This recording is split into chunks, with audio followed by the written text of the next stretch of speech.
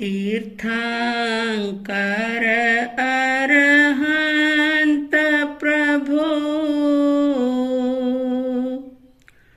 वीतराग भगवान स्वीकारो मेरी वंदना।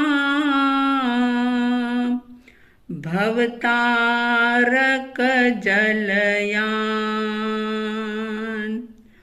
परमेष्ठी की वंदना। शमन करे भवताप स्मरण मनन से चेतना। जागे अपने आप। श्रद्धालु जिज्ञासु श्रोताओं, जीवन को बेहतर बनाने के लिए हर सिचुएशन को शांति के साथ स्वीकार करने के लिए समता षोडशी की चर्चा हम कर रहे हैं। ये समता षोडशी जो कि पंडित श्री रविंद्र जी आत्मन के द्वारा लिखी हुई है और इसकी 12वीं गाथा चल रही है।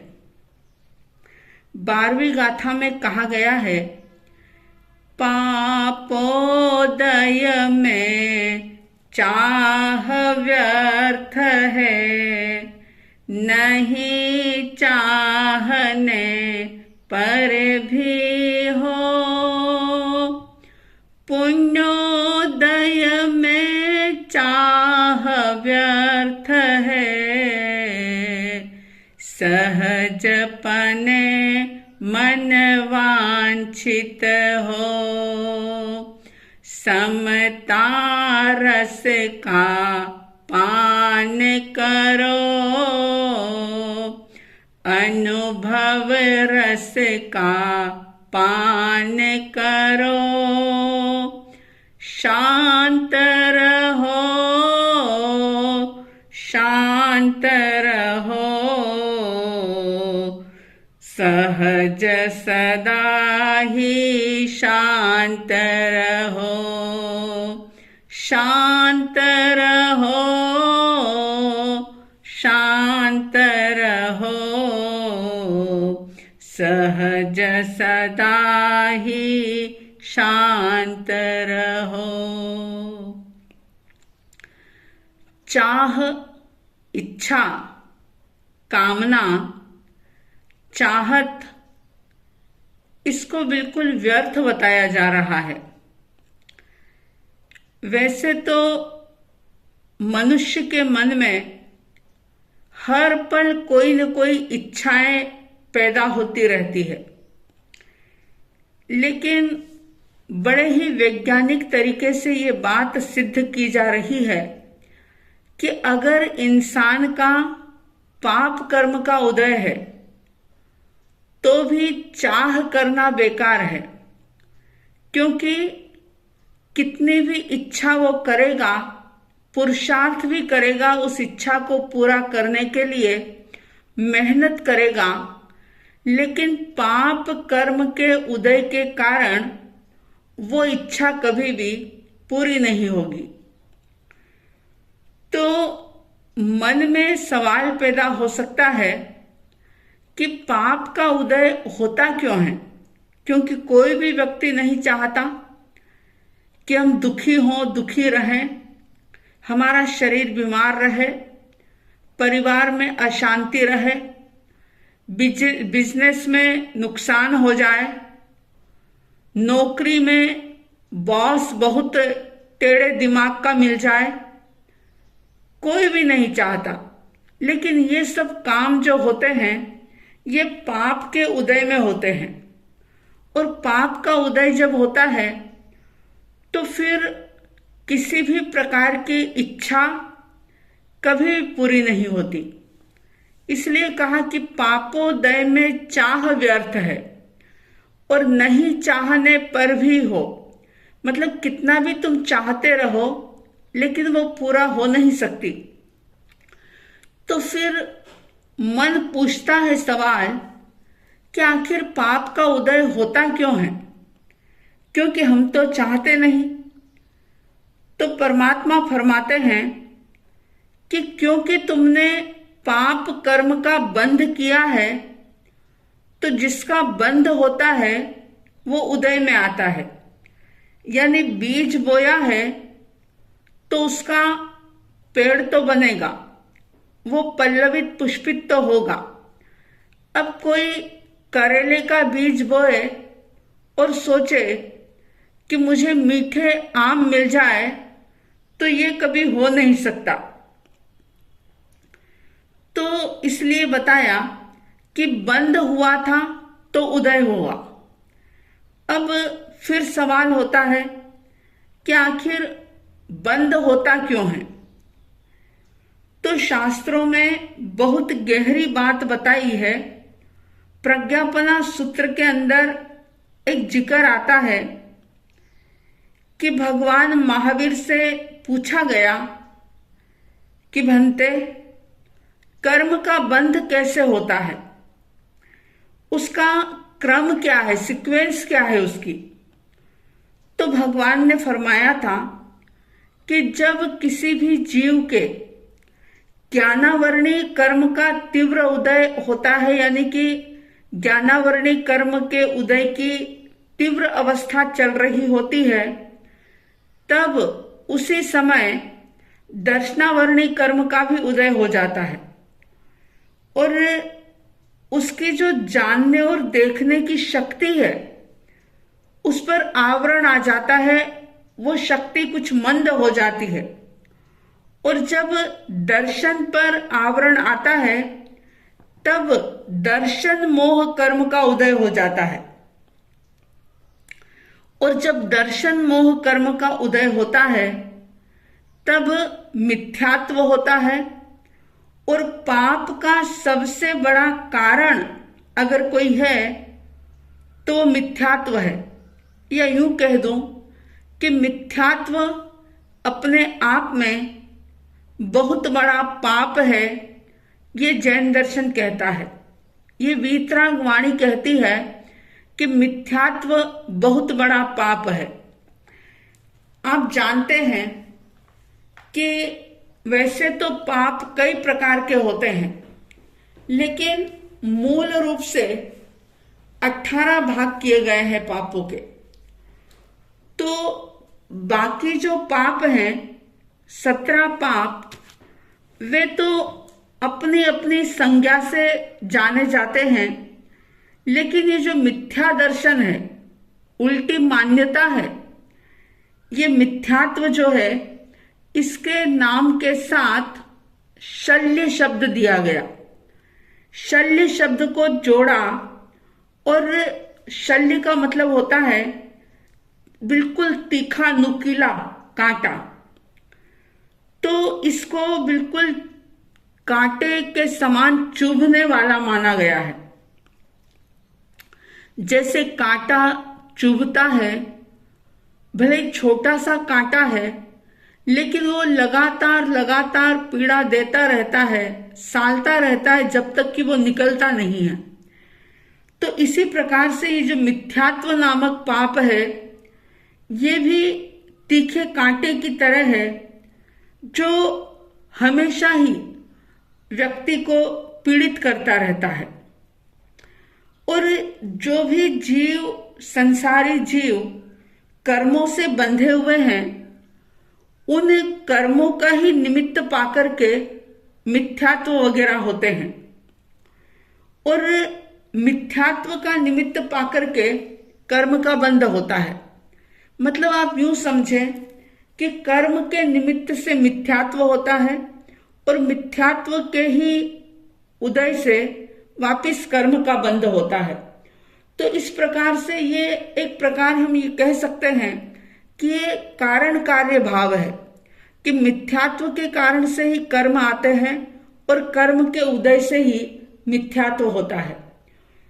तो ये जो कर्म बंध की और मिथ्यात्व की परंपरा है, ये अनादिकाल से चल रही है और जिसे शास्त्रों में बीज और वृक्ष के न्याय से कहा गया है कि जैसे बीज से वृक्ष और वृक्ष से बीज, बीज से पेड़ और पेड़ से फिर बीज पैदा होता रहता है, इसी प्रकार से ये मिथ्यात्व और पाप की परंपरा जो है वो भी अनादिकाल से चल रही है। लेकिन आपके हमारे सबके लिए एक गुड न्यूज है। सबसे अच्छी बात यह है कि चाहे ये अनादिकाल से है, यानी इसकी आदि नहीं है कि कब से हमने मिथ्यात्व और कर्म का मतलब सेवन किया, कब हमारा कर्म का उदय हुआ, कब पाप कर्म बंद है। इसकी आदि यानी इसकी शुरुआत भले ही नहीं है, लेकिन इसका अंत हो सकता है अगर हम सम्यक पुरुषार्थ करें, वीतराग वाणी को सही तरीके से समझने की कोशिश करें, तो मिथ्यात्व का छेदन करके, भेदन करके हम अनंत सुख को प्राप्त कर सकते हैं। और मिथ्यात्व को सबसे बड़ा पाप मानने का एक कारण और भी है, और वो ये है कि मिथ्यात्व के प्रभाव से जीव निगोद में जाता है। बहुत बड़ा कलंक है ये। मिथ्यात्व एक ऐसा भाव कलंक है कि इसी के प्रभाव से जीव निगोद में चला जाता है और क्षुद्र भव जिसे कहा जाता है वो क्षुद्र भव करता है।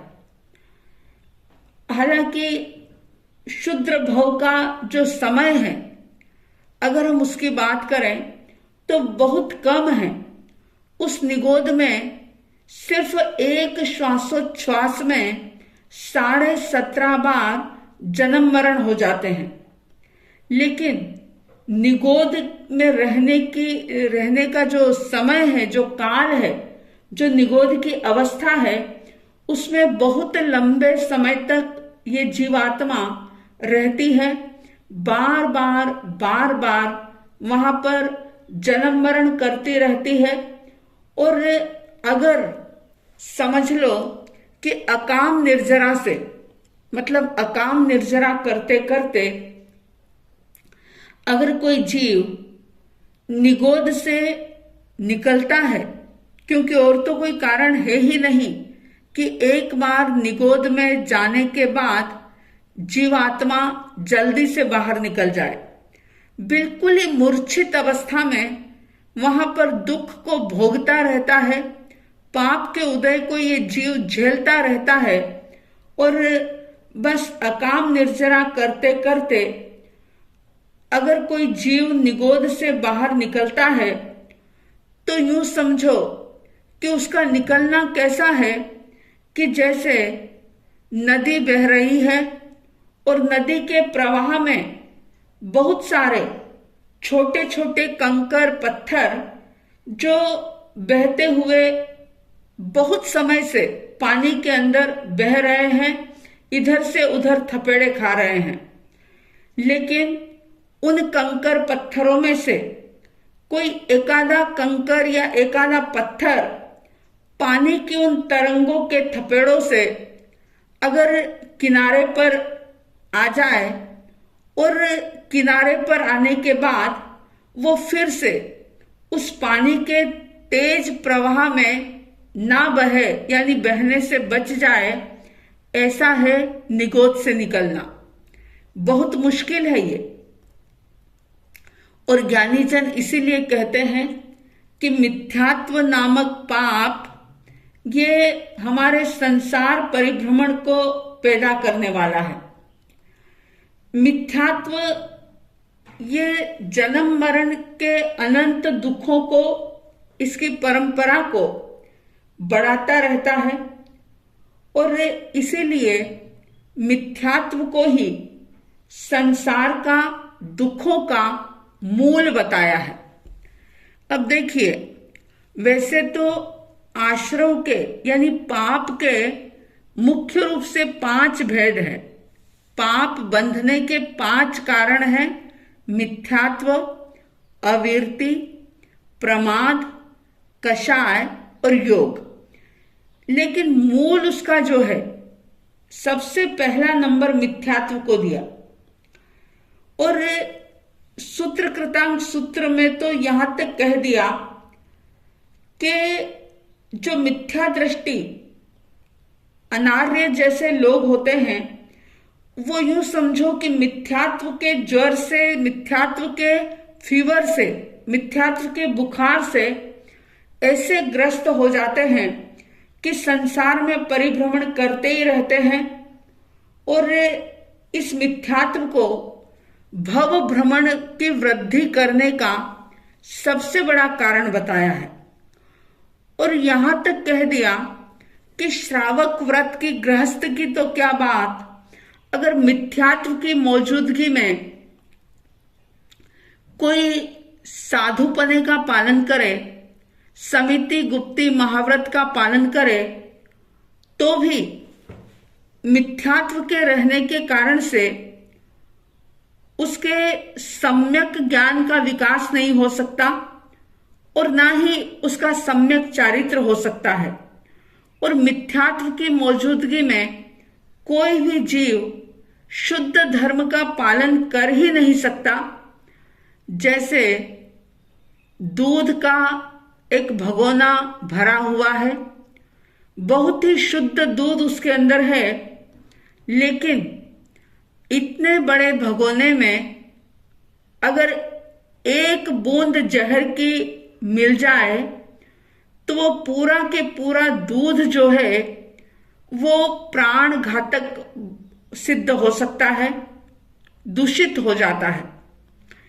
ठीक इसी प्रकार से संयम, नियम, त्याग, तप, इन सब में भी अगर मिथ्यात्व की, ये जहर है मिथ्यात्व, अगर इसकी एक बूंद भी पड़ जाए तो ये सब चीजें भी दूषित हो जाती है, मैली हो जाती है और आत्मा के जो ज्ञान आदि गुण हैं उसको भी ये मलिन कर देती है, दूषित कर देती है। और जब मिथ्यात्व होता है तो मिथ्यात्व के कारण से ही व्यक्ति की बुद्धि, उसकी श्रद्धा, उसकी रुचि, उसका विश्वास, उसके क्रियाकलाप, ये सब विपरीत हो जाते हैं। उसकी स्थिति उस मृग मरीचिका के समान हो जाती है। जैसे आपने सुना होगा कि जब मृग बहुत ज्यादा प्यास से पीड़ित होता है, बहुत ज्यादा प्यास लगती है, तो मृग मरीचिका को ही वो पानी समझ करके भ्रम के वश, भ्रांति के वश होकर के उसको पाने के लिए वो बेतहाशा दौड़ता है, परंतु जब वो नजदीक पहुंचता है तो उसे कुछ भी नहीं मिलता। उसी तरह से संसार सुख की लालसा लेकर के, इच्छा लेकर के आकुल व्याकुल बना हुआ व्यक्ति जो मिथ्यात्व से मोहित होकर के भ्रम के कारण से सत्यवाद को झूठ समझता है, तत्व को अतत्व समझता है और अतत्व को तत्व समझ करके संसार की इस मोह भरी भूल भुलैया में भटकता ही रहता है। लेकिन उसकी सुख की पिपासा जो है, सुख पाने की लालसा जो है, वो कभी भी शांत नहीं हो पाती। इसलिए मिथ्यात्व को बहुत ही भयंकर चीज बताई है जैन दर्शन में। अब मिथ्यात्व किस प्रकार से और भयंकर होता है और कैसे ये पाप कर्मों का बंधन करवाता है, कैसे हम भ्रम में पड़ करके गलत रास्ते पर दौड़ते चले जाते हैं। एक जीवन नहीं, लेकिन अनेका अनेक जन्म इस मिथ्यात्व के कारण से हम नष्ट कर देते हैं, पापों का बंध करते ही रहते हैं। तो आखिर ये मिथ्यात्व कैसा है? आखिर कैसे हम समझें कि ये हमारा मिथ्यात्व है? इसके संबंध में और भी हम बात करेंगे। आप सब इस मिथ्या दर्शन शल्य को समझने का प्रयास करते हुए सम्यक दर्शन की तरफ आगे बढ़ने के लिए पुरुषार्थ करें। ऐसी शुभ मंगल भावनाओं के साथ जय प्रभु महावीर, जय गुरु आनंद।